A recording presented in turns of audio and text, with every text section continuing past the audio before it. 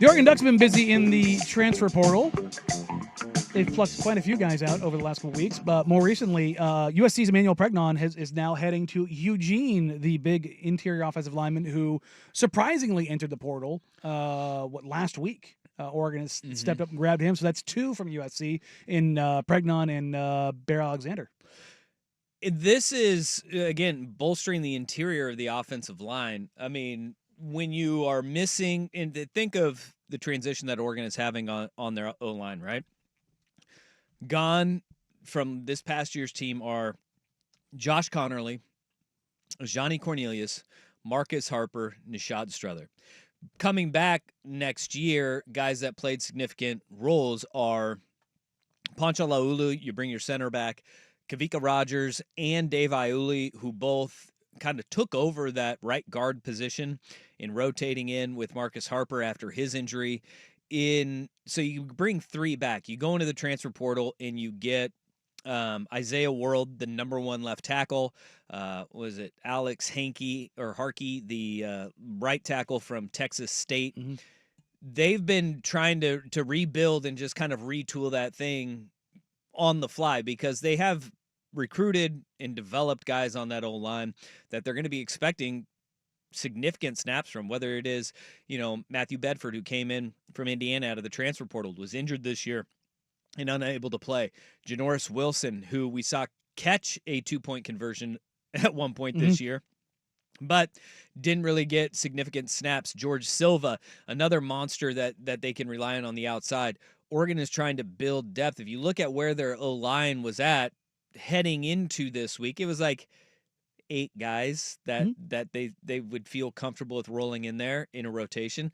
You add a 9th in there, and all of a sudden this offensive line is starting to make a heck of a lot more sense. And when you add a top target in the transfer portal, I think he's the 11th overall rated target to enter the portal this entire season, an interior offensive lineman who hasn't allowed a sack in over a year. I think he went over 1,300 snaps without a sack. He's been very good for USC. He is. The one thing for USC I would say on their offensive line in the last 2 years that has been consistent. Yeah, and that's where what Oregon has been doing via the portal has been really dang good, and it's filling holes and filling gaps where they need them the most. And you do it through not just the portal, you do it through traditional recruiting as well. And this is where it goes to, you take your traditional recruiting rankings and you take your portal rankings. Oregon has done a phenomenal job so far. I think this pushes them up to 9th nationally in transfer portal rankings. They had the number 5 recruiting class, and when you add 3 high-caliber offensive linemen, Mekhi Hughes, the running back out of Tulane, you bolster your secondary with Dylan Thieneman and Theron Johnson, the transfers from Purdue and Northwestern, respectively. This is where you're starting to see a lot of it come together. Jamari Johnson, the Louisville tight end, they've gone and they've filled positions of need, and that's exactly what you want to do. You just don't want to go and try to rebuild your roster through the portal. Ideally, as your recruiting classes come through, you rely on the portal less and less. And right now, Oregon's at 9. I think last year they brought in either 14 or 16 guys from the portal. This is kind of what you want to see if you're Oregon. I don't think they're done yet in the portal, but right now they sit at 9, and they're 9 high-caliber players. Yeah, you take a look around college football right now. Let's see. USC is at 9. Oregon is at 9. I'm trying to check the other Big Ten teams. I think Ohio State is also at 9 or 10. Michigan State is at 16. Like it's becoming very common. Those are programs that need to take on guys, and like if USC, they need to start taking more guys on out of the portal because of the defections in the positions of need that they had those defections from. Think of how many guys, you got to look at it as how many are coming in and how many are going out, right? And where the skill level is. There was some surprises of guys leaving via the transfer portal for USC as well.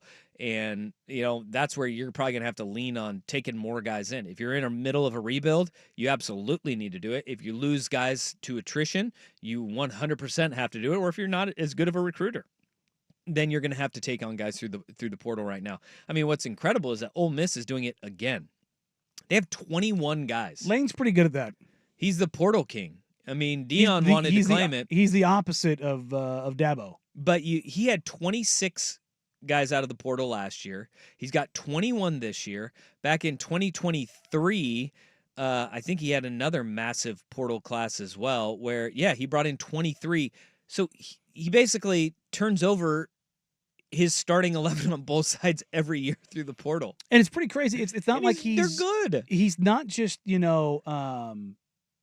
not agnostic to where he goes and gets them. Like, he's got a couple guys from Arkansas in here, and he's got LSU and Georgia, but he's also got Chattanooga. He's got UAB. He's got Oklahoma State, Marshall, Wake Forest, Louisville, West Virginia, Washington State, Akron. Like, the man goes just everywhere. I think another thing to kind of look at in this, and like recruiting rankings they can be whatever, right? A lot of it is, all right, how many guys do you just pull in?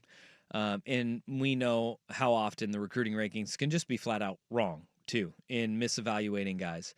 But if you look at where Oregon in their class this past year, the high school recruiting, they had 20 commits. That's a relatively small class, right? Ranked 5th overall nationally. But if you look at average rating per recruit, number 1 in the country. This transfer portal class, they are 9th. 9 guys coming in through the portal. Not a lot of guys, right? Currently, they have the highest average rating per commit in the country again. So it is the evaluation of talent. You're going to be more selective when you have a roster that you feel is more ready to go. The biggest thing with Oregon moving forward, though, is that quarterback position. And then it is that trickle down to the wide receiver position, because those in all of these spots, they've gone and they've plugged a bunch of holes in the offensive line, right, with high-level players. Mm-hmm. Wide receiver is going to be dependent on development of some guys that you have there. Replacing Tez Johnson, we saw the importance of Tez. Replacing Trayshawn Holden, those are big shoes to fill. Evan Stewart coming back was huge for Oregon. But quarterback in the development of Dante Moore and Austin Novosad in that quarterback room moving forward, that's going to be where the success of this Oregon team is. It's going to be really interesting just going to see is the college football playoff and the new idea of the transfer portal, which was sneered at 2 years ago, is now being fully grasped by all the programs around the country, and how each is going to kind of one feed into the other.